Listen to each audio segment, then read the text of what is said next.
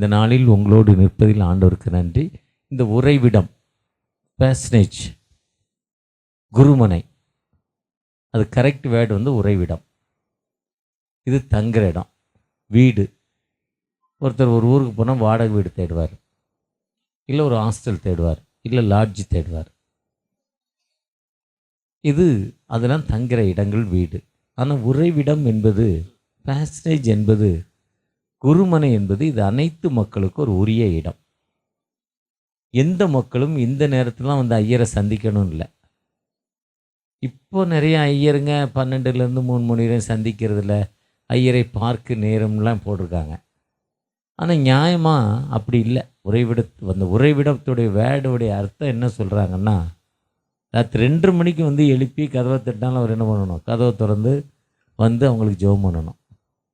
ஒரு சில நேரத்தில் 9:30 மணிக்கு ஃபோன் பண்ணால் சொல்லுவாண்ணே ஒரு நிமிஷம் வைங்க, நான் ஜெபம் பண்ணிட்டு வந்துடுறேன், இல்லை நீ திட்டு வாங்கின ஓடுறேன்னு குடுகுடுன்னு ஓடுவார். 9:30 மணிக்கு ஒரு ப்ரேயர் இருக்குல்ல உங்கள் ஊரில், 9 மணிக்கு ஐயர் தான் ஜெபம் பண்ணணும்.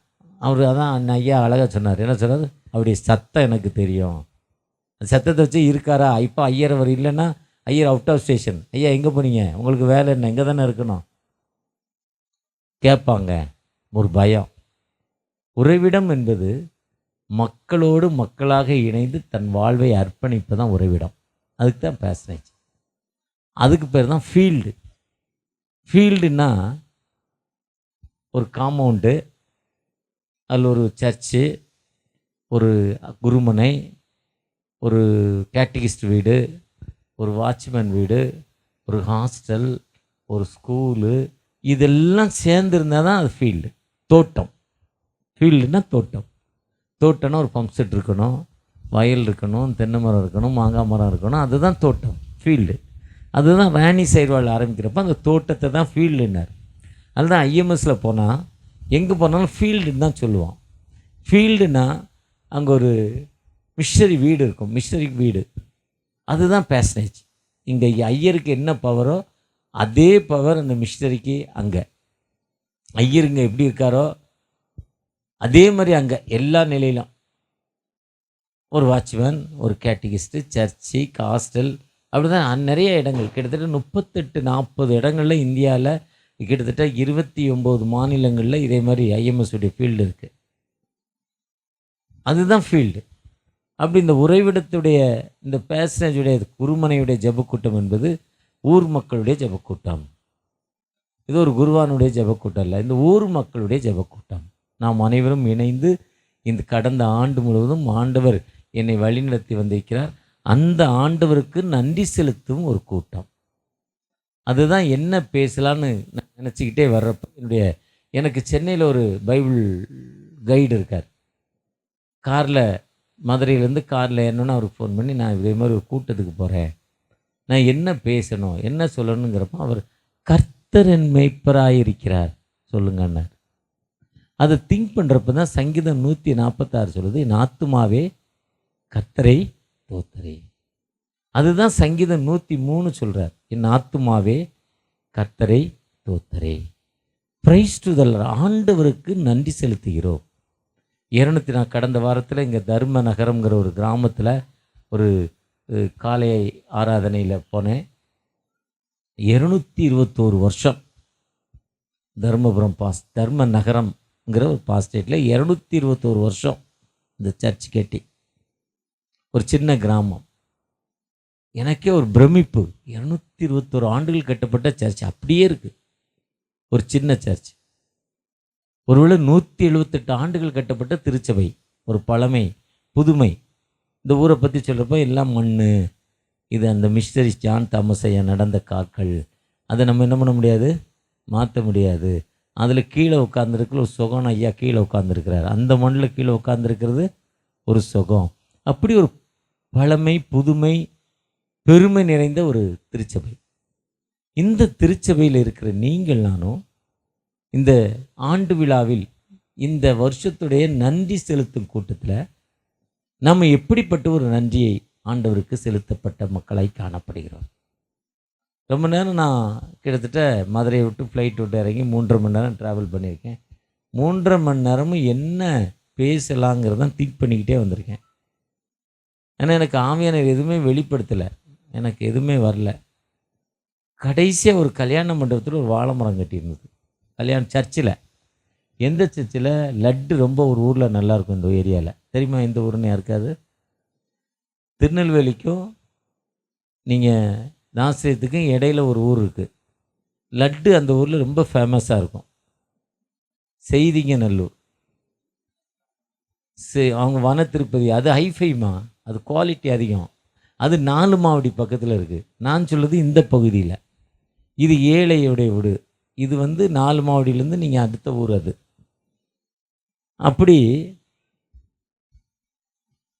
அந்த செய்திங்கநல்லூர் சர்ச்சில் பார்க்குறப்போ எங்கள் ஃப்ரெண்டு தான் ஜிஎம்சி, இவருக்கு முந்தின டைரக்டர், முந்தின ஜெனரல் செக்ரட்டரி அங்கே இருந்தார். முந்தின பிஷப்புடைய அந்த தம்பி. அழகாக வாழை மரம். அந்த வாழை மரத்துடைய சிறப்பு என்ன? எதுக்கு கல்யாண வீட்டில் வாழை மரம் கட்டுறோம்? அந்த வாழை மரத்தோட சிறப்பு என்ன? வாழையடி வாழையாய் வாழணும்ங்கிற ஒரு கருத்து பரவலாக எல்லாத்துக்கும் தெரியும்.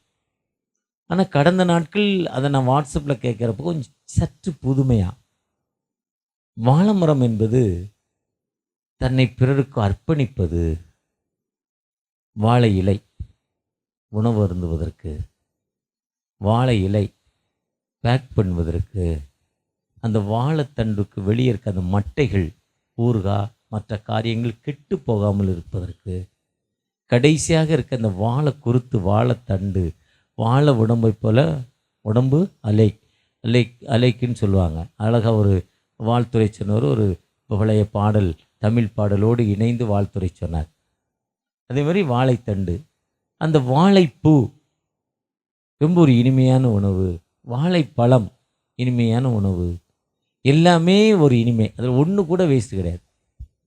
நம்மளாம் வேண்டான்னு தூக்கி போடுறோம், அவ்வளோதான். ஒருவேளை இன்றைக்கி மாடர்னாக பவுச்சஸ் வந்துருச்சு, பிளாஸ்டிக் பேக் வந்துருச்சு, நம்ம பூமியை கெடுக்கிறது. அதுக்கு முன்னே அந்த பூமியை கெடுக்கிறதுக்கு பவுச்சஸ் வரும்னா என்ன பண்ணோம்? வாழை மட்டும் தான் யூஸ் பண்ணோம். அந்த வாழை என்ன பண்ணோம்? அதில் வைக்கிற பொருள் கெட்டு போகாது, அதை எடுத்து திரும்ப போட்டால் அது மக்கி உரமாக மாறிடும். ஆனால் இப்போ யூஸ் பண்ணுற பவுச்சஸ் அது உரமாக மாறாது, நிலத்தடியை கெடுத்துருது, நிலத்தை கெடுக்குதுன்னு சொல்கிறாங்க, பொல்யூஷனாக மாறிடுது எல்லாம். அதே மாதிரி அந்த வாழை தண்டிலிருந்து ஒரு குருத்து வரும், வாழைக்கண், பக்கக்கண், அடுத்த முறம் வந்துடுது. தன் இனத்தை அதை என்ன பண்ணதில்லை? அழித்து கொள்வதில்லை. அது இனத்தை தன்னை என்ன பண்ணல? எப்போவுமே அழித்து கொள்வதில்லை.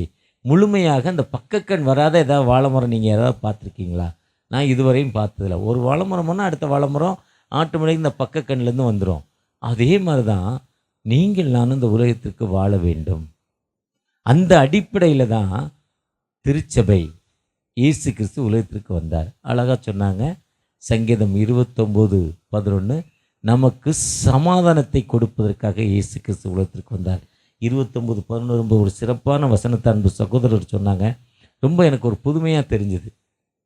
அந்த சத்தத்தை பற்றி பேசும் ஒரு சங்கீதம் அது. சத்தம், பெண்மான்களை ஈன்படி செய்யும் சத்தம் இன்னும் சொல்லிட்டு, அந்த சத்தம் எப்படிப்பட்ட சத்தம்? பலவான்களின் புத்திரரே, கர்த்தருக்கு மகிமையும் வல்லமையும் செலுத்துங்கள், கர்த்தரே அதை செலுத்துங்கள். அதை சொல்லிக்கிட்டே கர்த்தருடைய சத்தம் வல்லமை உள்ளது, கர்த்தருடைய சத்தம் மகத்துவம்னு சொல்லிட்டு, கர்த்தர் தமது ஜனத்திற்கு பலன் கொடுப்பார். Give the strength Lord, give the strength our people. தமது ஜனத்திற்கு பலன் கொடுக்கிறவர், அவர் சமாதானத்தை கொடுப்பார். இயேசு கிறிஸ்து உலகத்திற்கு வந்த நோக்கமே சமாதானத்தை கொடுப்பதற்காகத்தான் வந்தார். அவர் ஒரு மதத்தை ஸ்தாபிப்பதற்கு வரல. இயேசு கிறிஸ்து வரை இருக்கும் வரை திருச்சபைகள் ஸ்தாபிக்கப்படவில்லை. தூய பவுல் ஆலயமோ, பேதுரு ஆலயமோ, அந்திரே ஆலயமோ, கிறிஸ்துவின் ஆலயமோ இல்லை திருத்துவ ஆலயமோ ஸ்தாபிக்கப்படவில்லை. இயேசு கிறிஸ்து உலகத்தில் வந்தது நோக்கமே ஒரு அமைதியை கொடுப்பதற்காக வந்தார். எந்த மக்கள் அமைதி இல்லாமல் இருக்காங்களோ அந்த மக்களுக்கு பலனை கொடுப்பதற்காக இயேசு கிறிஸ்து வந்தார். ஐடா ஸ்காலர் சரித்திரத்தை பார்த்தீங்கன்னா, அவங்க அப்பா ஒரு டாக்டர். அந்த டாக்டர், அவங்க அப்பா டாக்டரு, லண்டனில் 10 பேருக்கு 2 பேருக்கு ஃப்ரீ, 10 பேருக்கு 2 பேருக்கு ஃப்ரீயாக பார்ப்பார். பெரிய கூட்டம், 4-5 பிள்ளைகள் அவருக்கு.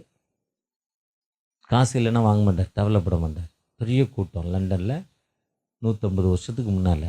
ஒரு நாள் ஆண்டவர் இறங்கி அவர்கிட்ட பேசுகிறார். எப்பா நீ வா, ஆசியா கண்டத்தில், ஆசியா கண்டத்துடைய ஒரு பகுதி இந்தியா, இந்தியாவுடைய தென்பகுதியில் வேலூரில் மருத்துவம் இல்லை, நீ உதவி செய்கிறார். அவர் சொல்கிறாரு, இல்லைப்பா இங்கே நான் ஃப்ரீயாக தானே செய்கிறேன், இங்கே நான் காசு ஒன்றும் பெருசாக வாங்கலையே, இலவசமாக தான் நிறைய பேருக்கு உதவி செய்கிறேன்னு நைடாஸ்கோளுடைய அப்பா சொல்கிறாங்க.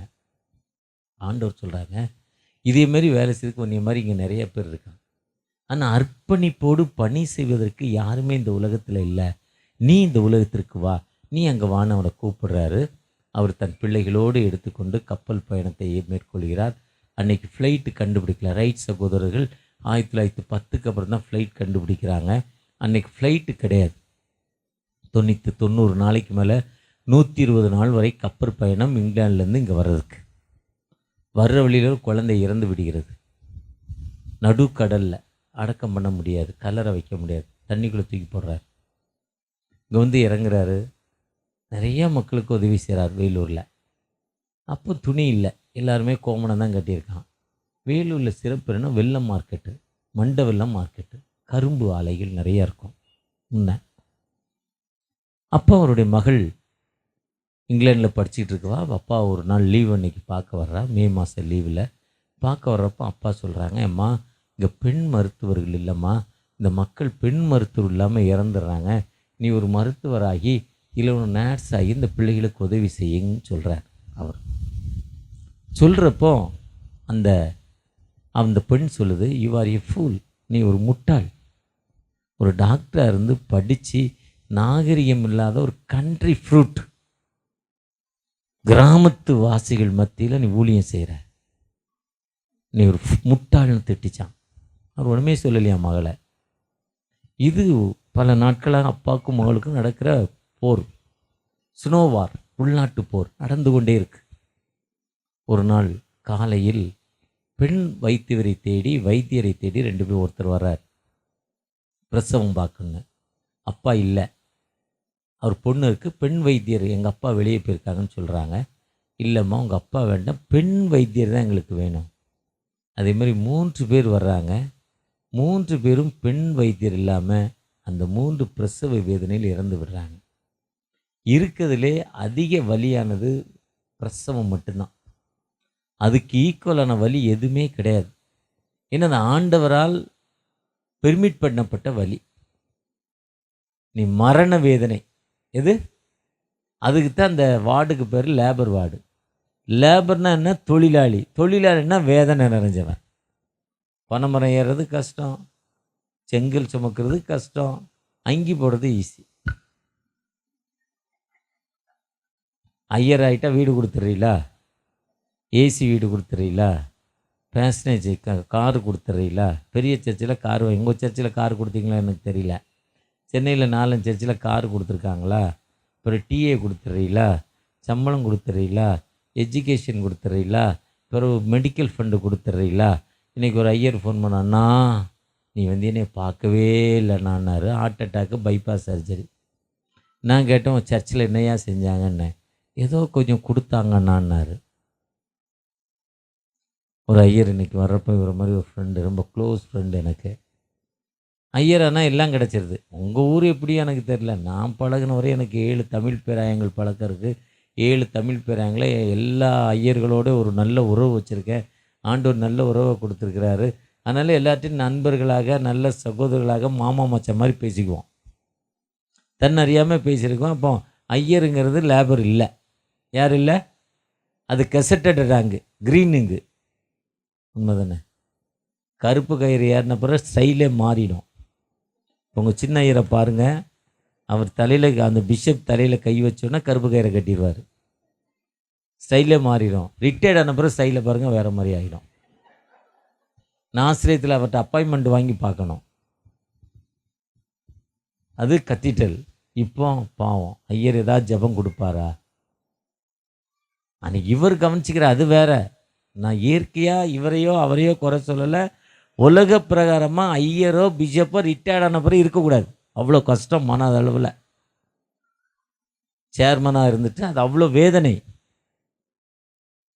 அவ்வளோ துன்பம். அதானா லேபர்னு எதுக்கு சொல்ல வந்தேன்னா, லேபர் வார்டுன்னு அதுக்கு எதுக்கு பேர் வச்சான்னா, துன்பம் நிறைந்த ஒரு வலி நிறைந்த பாடுகள்.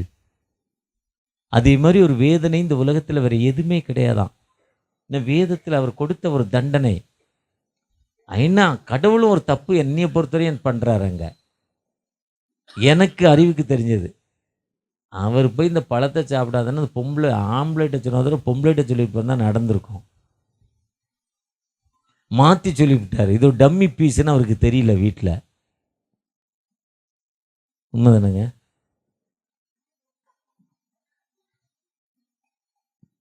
இப்படி அந்த லேபர் வார்டு அந்த இல்லாமல் 3 பேர் செத்துடுறாங்க. பாடி போகுது, என்னன்னு கேட்குது இந்த பொண்ணு. அப்போ தான் அது போய் ஒரு வைராக்கியமாக நர்சிங் படிச்சுட்டு இங்கே வருது. திண்டிவனத்தில் முதல் ஹாஸ்பிட்டல் ஆரம்பிக்குது. அவங்க அப்பா ராணிப்பேட்டையில் செய்கிறாரு. இன்றைக்கி சிஎம்சி தலை சிறந்த ஒரு வைத்தியம் நிறைந்த இடம். அதாவது ஒரு சகோதரர் சொன்னது, என்னுடைய ஏஜென்ட்டோ என் ஃப்ரெண்டோ ஒருத்தர், அவங்க ஊர் திருவண்ணாமலை, கண்டிப்பாக சிசரிங் தான் டெலிவரின்ட்டாங்க.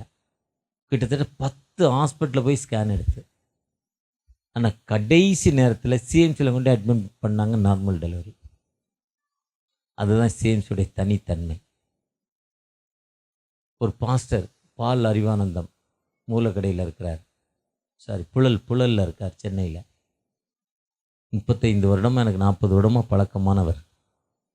கிட்னி ஃபெயிலியரு, கவர்மெண்ட் ஜிஹெச்சில் சொல்லிட்டான் 10 நாளில் செத்து போவான்னு. அவர் மருமகா சிஎம்சியில் ஒர்க் பண்ணுது, கூட்டிகிட்டு போச்சு. அதுக்கப்புறம் 2 வருஷம் உயிரோடு இருந்தார். அந்த சிஎம்சிக்குள்ளே கால் வச்சிட்டாலே அது ஒரு ஹீலிங் பிளேஸ். அந்த சிஎம்சிக்கு ஆப்போசிட்டாக அங்கே ஒரு குரூப்பு வேலை செய்யுது. ஆனால் அவங்களால செய்ய முடியல, எதிர்க்க முடியல. ஏன்னா யாக்கோபின் தேவனை தன் தனையாய் கொண்டிருக்கிற மனிதன் அவர் வானத்தையும் பூமியையும் உருவாக்கிறவர். அந்த 146 சொல்கிறார், அவர் வானத்தையும் பூமியும் உருவாக்கிய சர்மவுள்ள ஆண்டவர், மைட்டி காட். அந்த ஆண்டவர் வாழ்வு கொடுக்கும் ஆண்டவர். அந்த ஆண்டவர் விடுதலை கொடுக்கும் ஆண்டவர். அந்த ஆண்டவர் நம்மை உயர்த்தும் ஆண்டவர். அதுதான் அந்த சங்கீதக்காரன் தாவீது ராஜா சொல்றாங்க, என் ஆத்துமாவே எதுக்கு துதிக்கணும்? ஒருவேளை இந்த ஊர்ல இருந்து தான் ஐஎம்எஸ் ஸ்டார்ட், எல்லாரும் வெள்ளான் விளையினுவாங்க. ஆனால் கடந்த நாளில் அந்த ஐஎம்எஸ் கடந்த ஆண்டு விழா பிப்ரவரி 12 ஒரு வாட்ஸ்அப்பில் ஒரு செய்தி போட்டிருந்தாங்க. ஐஎம்எஸில் எல்லாத்துக்கும் வாட்ஸ்அப்பில் வந்தது. அந்த வாட்ஸ்அப்பை பார்க்குறப்போ ஐஎம்எஸ் உருவான இடம் நான் மெய்ஞானபுரம் நான் முடிவு பண்ணேன். இங்கே வேலை செஞ்ச மெய்ஞானம் ஜான் தாமஸ் ஐயா 12 கிலோமீட்டர் உள்ள வெள்ளான் விலையில் போய் விஎஸ் சசரியா ஐயாவுடைய அப்பாவை பார்க்குறாரு, காஸ்பல் சொல்கிறார். அவர் காஸ்பல் ஏற்றுக்கல, இவரை தொல்லை பண்ணுறாரு, அடிக்கிறார், இவரை உதைக்கிறாரு, தூத்துக்குடி மொழியில் திட்டுறார். சென்னையில் ஒரு மொழியில் திட்டுவான், திருநெல்வேலிக்காரங்க ஒரு மொழியில் திட்டுவாங்க, தூத்துக்குடிக்காரங்க ஒரு மொழியில் திட்டுவாங்க, நார்வேல்காரங்க ஒரு மொழியில் திட்டுவாங்க. அந்தந்த ஊருக்கு திட்டுறதுக்கு ஒரு பாஷை இருக்குது. அந்த பாஷையில் தான் அவர் திட்டுறார். ஆனால் விடாப்பிடியாக அடிமேல் அடித்தால் அம்மையும் நகருங்கிற வார்த்தையின்படி விடாப்பிடியாக திரும்ப திரும்ப அவர் போய் அவர்கிட்ட காஸ்பல் சொல்கிறார். அந்த காஸ்பல் கேட்க கேட்க இதை வேதநாயகம் ஆசிரியர் சாமியில் சின்ன பையன் கவனிக்கிறார். எங்கள் அப்பாட்ட ஒருத்தர் ஏதோ பேசுகிறாரு, எங்கள் அப்பா திட்டுறாரு, அடிக்கிறாரு. அந்த மனுஷன் பேண்ட் ஷர்ட் போட்டிருக்காரு, எங்கள் அப்பா கோமணம் கட்டியிருக்கிறாரு. அந்த மனுஷன் குதிரையில் வர்றாரு, அந்த ஆள் ஒன்றுமே சொல்ல. அப்போ அந்த ஆள்கிட்ட ஏதோ ஒரு பவர் இருக்குது பார்க்குறாரு. அந்த ஒளி அவருக்குள்ளே போகுது. அதான் அவருக்குள் ஜீவன் இருந்தது, அந்த ஜீவன் மனுஷருக்கு இருந்தது. எந்த மனுஷனும் பிரகாசிக்கிற ஒளியே அந்த மெய்யான ஒளி. அதுதான் சங்கீதம் 146. ஏன்னா வானத்தையும் பூமியும் படைத்தவர், சர்மமுள்ள தேவன், அவர் சதா காலங்களிலும் அரசாளுகிறவர். அதுதான் ஒரு சங்கீதம் ஐயா சொல்கிறப்போ ரொம்ப அருமையான பலன் கொடுக்கும் ஆண்டவர். ஜனத்திற்கு சமாதானத்தை அருளி நமக்கு விடுதலை கொடுக்கும் ஆண்டவர். அந்த சமாதானத்தை கொடுப்பதற்கு தான் இயேசு கிறிஸ்து இந்த உலகத்திற்கு வந்தார். அதுதான் ஆதியாகமம் 9ஆம் அதிகாரம் 6ஆம் வசனம். நமக்கு ஒரு பாலகன் பிறந்தார், நமக்கு ஒரு குமாரன் கொடுக்கப்பட்டார், கர்த்தரின் தோளின் மேல் இருக்கும், அவர் நாமம் அதிசயமானவர், ஆலோசனை கர்த்தர், வல்லமையுள்ள தேவன், நித்திய பிதா, சமாதான பிரபு. அவர் சமாதானத்தை கொடுப்பதற்காக, அமைதியை கொடுப்பதற்காக அந்த உலகத்திற்கு வந்தார். அந்த அமைதியின் பலன் தான் ஐஎம்எஸ். இன்னைக்கு எவ்வளவோ ஐஎம்எஸ், என்எம்எஸ். ஐஎம்எஸ் இல்லை, நான் 6 வருஷம் பிரசிடெண்டாக இருந்தேன். இப்போ என்எம்எஸ்ஐயில் ஹானரி ட்ரெஷராக இருக்கிறேன். இந்தியா முழுவதும் பல மக்களுக்கு அமைதியை கொடுப்பதற்காக கடந்து செல்லும் ஒரு ஸ்தாபனமாய் மாறிக்கொண்டிருக்கு. ஒருவேளை நீங்கள் நானும் எதுனா கட்டுண்ட மக்களுக்கு, அந்த சங்கீதம் 136 சிறைப்பட்ட மக்களுக்கு, குருடர்களுக்கு, அதுதான் ஏசாயா 61:1, லூக்கா 4ஆம் அதிகாரம் 17-18 வசனங்கள், விடுதலை கொடுப்பது, ஒடுக்கப்பட்ட மக்களுக்கு வாழ்வு கொடுப்பதற்காக. கடந்த 8ஆம் தேதியோ 19ஆம் தேதியோ வெஸ்ட் பெங்கால் போயிருந்தேன். சுந்தர்பன்ஸ் போயிருந்தேன். சுந்தர்பன்ஸுங்கிறது சதுப்பு நில காடு. எப்பவுமே பூமி ஈரமாக இருக்கும். பக்கத்தில் யூப்ளி நதி. காலையில் பார்த்தீங்கன்னா 200 அடி தண்ணி வரும், சாயங்காலம் பார்த்தா 10 அடி தண்ணி போகும். ஏன் கூடுது ஏன் குறையுதுன்னு தெரியாது. ஒரு நாள் கூடும், ஒரு நாள் குறையும். கூடுறப்ப அந்த இடங்கள் எல்லாம் ஈரம், சதன்னு ஈரமாக இருக்குது. எல்லா இடமும் ஈரமாக தான் இருக்குது. அந்த மக்களுடைய வாழ்வாதாரம் மீன் பிடிக்கிறது தான். ஒரு குடிசை, 4 குளம், அதில் மீன் பிடிக்கிறாங்க. ஒவ்வொரு வீட்டு முன்னாலேயும் குளம், ஒவ்வொரு வீட்டு முன்னாலேயும் குளம். சின்ன சின்ன, நம்ம ஊருக்கு ஒரு குளம் வச்சுருக்கோம், பெரிய குளமா, சின்ன சின்ன குளமா, ஒவ்வொரு வீட்டுக்கும் ஒரு குளம் 2 குளம் வச்சுருக்காங்க. அதில் ஒரு சர்ச்சு திறக்க போயிருந்தோம். சர்ச்சு தரையிலேருந்து 6 அடி உயரம், பில்லர் போட்டு எழுப்பியிருக்காங்க. இப்படி நேரம் மேலே ஏறுது. எதுக்குன்னு கேட்டேன். எப்போ தண்ணி வரும்னு சொல்ல முடியாது, எப்போ பூச்சி வரும்னு சொல்ல முடியாது. அந்த யூப்ளி ஆற்று ஓரமாக கட்டியிருக்காங்க. அதுலேருந்து வர ஒரு கிளை கால்வாய், அது ஓரமாக இருக்குது. அந்த அம்மா, இது ஏன் இந்த சர்ச்சு இங்கே கட்டினாங்க, அந்த அம்மா சாட்சி சொல்ல சொல்லுங்கள், யார் இடம் கொடுத்தா, யார் கட்டினா, அவங்கள சாட்சி சொல்ல சொல்லுங்கன்னு கேட்டேன்.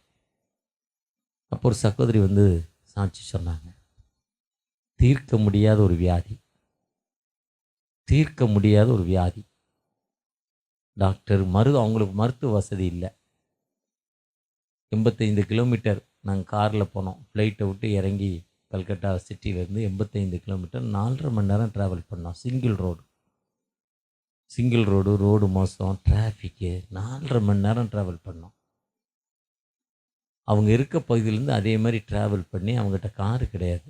பஸ்ஸில் வரணுன்னா ஒரு நாளைக்கு 1 பஸ்ஸு 2 பஸ்ஸு, கிட்டத்தட்ட 7 மணி நேரம் ட்ராவல். டாக்டரை பார்க்கணும், ஹாஸ்பிட்டலுக்கு போனால் 7 to 8 மணி நேரம் ட்ராவலாம் ஒரு நாளாம். வந்து டாக்டர் தங்கிட்டு டாக்டரை பார்த்துட்டு அடுத்த நாள், அப்புறம் அடுத்த நாள் போகணும். 1 நாள் இல்லை 3 நாளாம், 2 நாள் இல்லை 3 நாள். அந்த அம்மாவுக்கு முடியாத நிலைமையில் அந்த மிஷனரி, அங்கே இருக்க மிஷனரி அவளுக்காக ஜெபித்தார்கள். ஆண்டவர் ஜெபத்தை கேட்டு விடுதலை கொடுத்தார். விடுதலை கிடைச்ச உடனே அந்த அம்மா என்ன சொல்லுது, நான் 10 சென்ட் இடத்த சர்ச்சுக்கு தரேன், இருக்கிறதே 15 சென்ட், 10 சென்ட் இடத்த சர்ச்சுக்கு தரேன், சர்ச்சில் ஆண்டோடைய இல்லத்தை கட்டுங்க, ஆண்டோடைய இல்லத்தை கட்டி என்னை மாதிரி அநேக மக்களுக்கு விடுதலை கொடுக்கணும்னு சொல்லிட்டு சர்ச்சு கட்டுவதற்கு 50,000 ரூபா பணமும் கொடுத்தாங்க. 50,000 பணமும் கொடுத்தாங்க. நார்கோயிலேருந்து ஒருத்தர் 5 லட்ச ரூபா பணம் கொடுத்தாங்க. மிச்சம் என்எம்எஸ்லேருந்து கொடுத்து வாழ்வு கொடுத்தாங்க. ஒருவேளை இன்னைக்கு இதுதான் ஒடுக்கப்பட்டவளுக்கு வாழ்வு கொடுப்பதற்காக, குருடருக்கு விடுதலை கொடுப்பதற்காக. அதை தான் இயேசு கிறிஸ்து ஊழியத்துக்குள்ளே வந்தோன்னே 30வது வயதுள்ள ஊழியத்துக்குள்ளே வந்தோடனே திருச்சபைக்கு வர்றாரு. வேத புத்தகம் கொடுக்கப்படுது. வேத புத்தகம் கொடுக்கப்பட்டோம். லூக்கா 4ஆம் அதிகாரம் 17-18 வசனங்களை வாசிட்டு, இந்த வார்த்தை இன்று நிறைவேறிற்று, அந்த வார்த்தை இன்று நிறைவேறிட்டு. நமக்கு ஒரு அடிமைப்பட்ட வாழ்விலிருந்து விடுதலை கிடைச்சதால நாம் கடந்து வந்த வயதில் மூத்த மக்களை கேட்டால் அவங்க தாத்தா சொல்லியிருப்பாங்க நம்ம எப்படி இருந்தோன்னு. நம்ம பிள்ளைகளுக்கு சொல்லிட்டு போனோம், நான் எங்கள் தாத்தா இப்படி சொன்னார், அப்படி சொல்லிட்டு போகிறதுக்கு தான் நினைவு நாள். அதுதான் அசன பண்டிகை. அப்படிப்பட்ட வாழ்விற்குள்ளே நாம் அர்ப்பணிப்போடு கடந்து செல்றப்போம் இந்த குரு மனை ஜெபக்கூட்டத்தில் ஆண்டவர் எனக்கு செய்த நன்மைகளை நினைத்து அந்த நன்மை மற்றவர்களுக்கு பயனுள்ளதாய் காணப்படுகிறதா என்ற வார்த்தையின்படி நம் அர்ப்பணிப்போடு ஆண்டவரை நோக்கி பார்ப்போமா? ஜெயம் கொடுக்கும் தேவனுக்கு கோடி கோடி தோத்திரம், வாழ்வழிக்கும் இயேசு ராஜாவுக்கு வாழ்நாளெல்லாம் தோத்திரம். ஜெயம் கொடுக்கும் தேவனுக்கு கோடி கோடி தோத்திரம், வழிக்கும் இயேசு ராஜாவுக்கு வாழ்நாளெல்லாம் தோத்திரம்.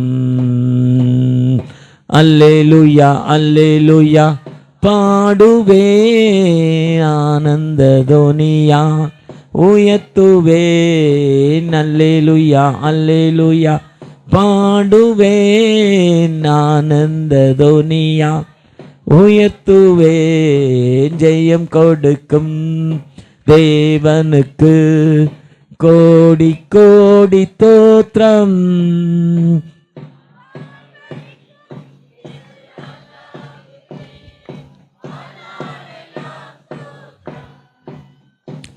உண்மை தேவனே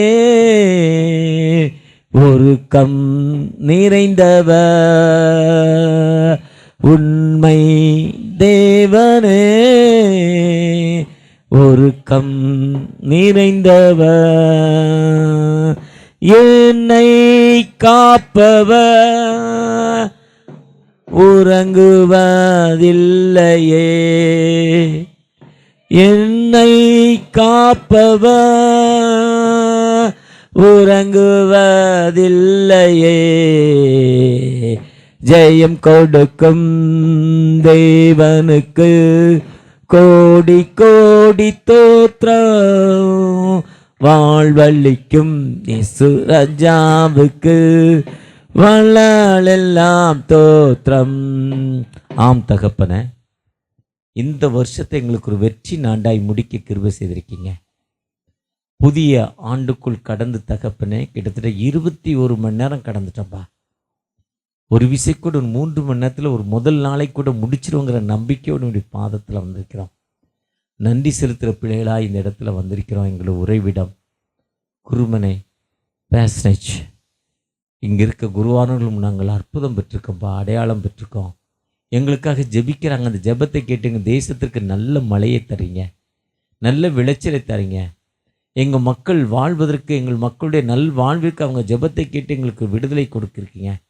ஒத்தாசை வரும் பர்வதங்களுக்கு நேராக கண்களை ஏறெடுத்து அவங்க ஜெபிக்கிற ஜெபம் எங்களுக்கு விடுதலை கொடுக்குதுப்பா. இந்த குருமனையிலேருந்து ஜெபிக்கிற ஜெபத்தை நீங்கள் கேட்குறீங்க. இது உம்முடைய வீடு. அதற்கு நன்றி செலுத்துகிற பிள்ளைகளாக இந்த இடத்துல வந்து இருக்கிறோம் தகப்பனே. இந்த நேரத்தில் கூட கண்ணீரோடு வேதனையோடு துன்பங்களோடு இருக்கும் மக்களுக்கு ஒரு விடுதலை கொடுங்க, ஆசீர்வதிங்க.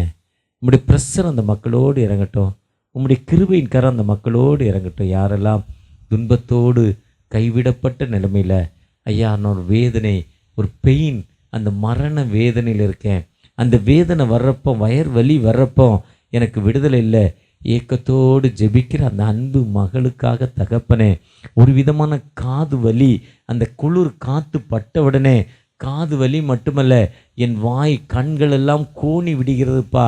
எனக்கு அந்த குளிர் காற்று ஒத்துக்கலப்பா, பனி காற்று ஒத்துக்கல. ஒரு சகோதரி ஜெபித்து கொண்டிருக்காங்க. ஜெபிக்கிறான். நான் அன்பு மகளுக்கு ஒரு விடுதலை கொடுங்கப்பா. உங்களுடைய பிரச்சனை இறங்கட்டும் தகப்பனே. ஒரு விசை கூட எனக்கு ஒரு கோபம் வர்றப்போ யார்கிட்ட என்ன பேசுகிறேனே தெரியலப்பா, எதை எடுத்து எங்கே எறிகிறேனே தெரியல. எனக்கு என் கணவருக்கும் அமைதியின்மை வந்து கொண்டே இருக்குது. ஒரு விடுதலை இல்லாத வாழ்வு எனக்கு இருக்குது. அப்படிப்பட்ட அந்த குணம் எனக்கு வர்றப்போ என்னையால் ஒன்றுமே கண்ட்ரோல் பண்ண முடியல. அப்படி தன்னை அர்ப்பணித்து ஜெபிக்கிற அந்த அன்பு மகளுக்காக தகப்பனே ஒரு விசை கூட மனமிறங்கப்பா, மனமிறங்க தகப்பனே. இந்த ஸ்தலத்தில் ஐயா ரெவரண்ட் ஜான் தாமஸ் ஐயா நடந்த இடம் தகப்பனே, அற்புதங்கள் நடக்கிற இடம் தகப்பனே.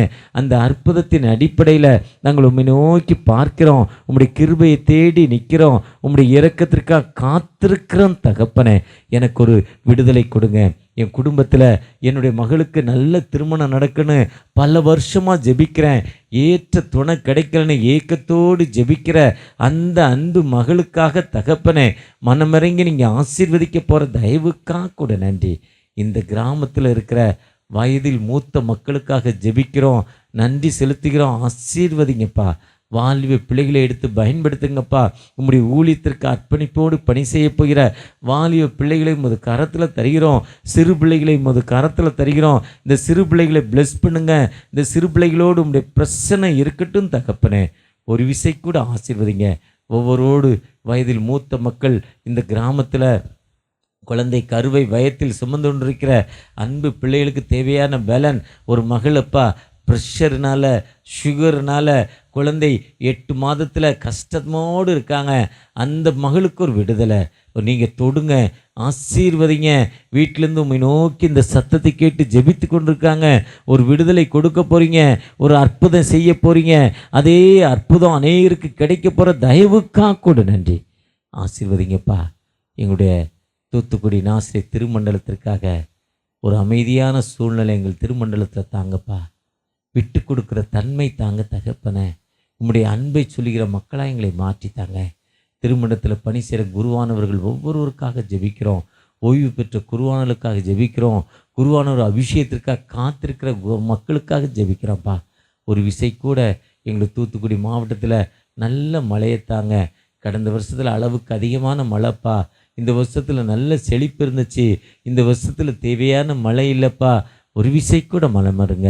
இந்த குருமனை ஜெபக்கூட்டத்தில் இந்த கிராமத்து மக்களாக ஒன்று கூடி எங்களுக்கு உம்மை நோக்கி பார்க்கிறோம், நெருக்கத்திலே கர்த்தரை நோக்கி அழைக்கிறோம், இந்த வார்த்தை நோக்கி அழைக்கிறோம். நீங்கள் தான்ப்பா மழையை தர முடியும்.